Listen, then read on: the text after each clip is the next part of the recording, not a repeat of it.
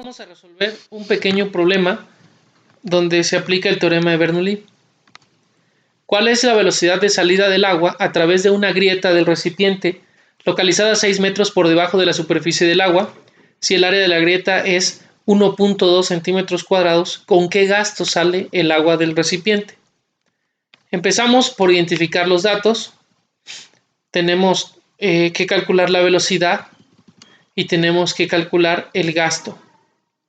Los datos que nos da el problema es que hay una grieta localizada 6 metros por debajo de la superficie del agua, la altura es 6 metros.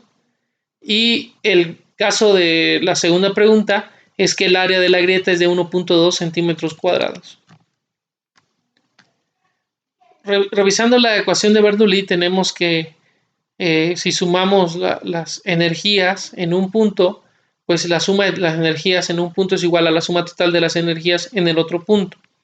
Pero para este problema en particular, nosotros debemos recordar que en este caso la presión en el sistema es la misma en cualquier punto, entonces no hay un cambio de presión aquí porque no hay un cambio de área.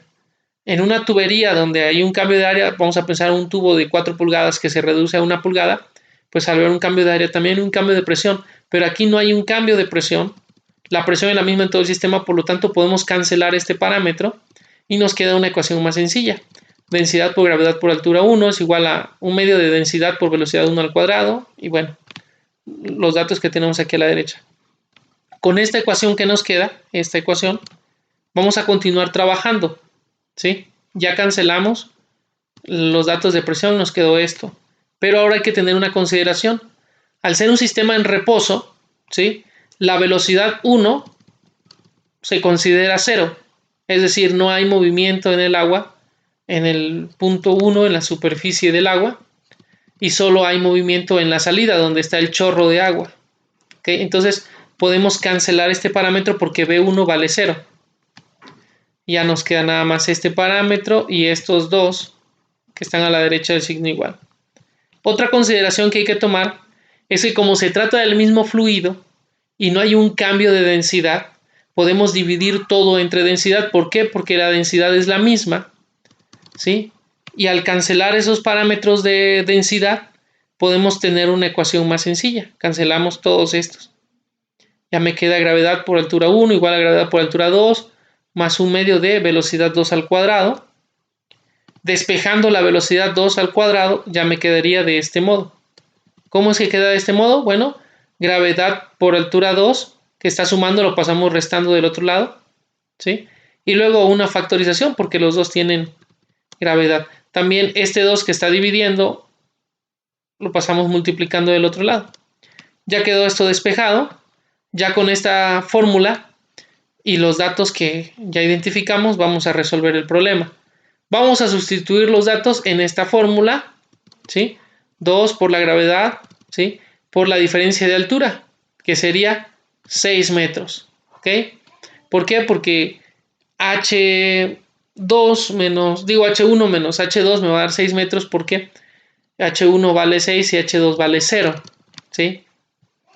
Porque acuérdense que es la altura nada más de la superficie al orificio donde sale el agua.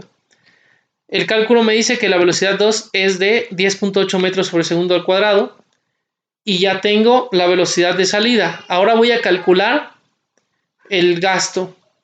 Para eso el problema me dice que tenemos un área de 1.3 centímetros cuadrados. Perdón, aquí hubo un pequeño error, ¿sí? Y esta área de centímetros cuadrados lo vamos a pasar. Es 1.2 centímetros cuadrados. Lo vamos a pasar ahora a metros cuadrados, ¿sí? Ya saben que un centímetro cuadrado es igual a 10.000, un metro cuadrado es igual a 10.000 centímetros cuadrados. Y me queda 1.2 por 10 a la menos 4 metros cuadrados de área. Luego tenemos que la ecuación de gasto dice que el gasto es igual a la velocidad por el área. La velocidad la acabamos de calcular, ¿sí? 10.84 metros sobre segundo. Y el área también lo acabamos de pasar a metros. Es necesario pasarlo a metros porque al multiplicar metros por metros cuadrados me van a quedar metros cúbicos por segundo. 1.41 por 10 a la menos 3 metros cúbicos por segundo. O bien podemos hacer la conversión porque un metro cúbico son 1000 1000 litros. Entonces nos queda 1.41 litros por segundo, que es el gasto.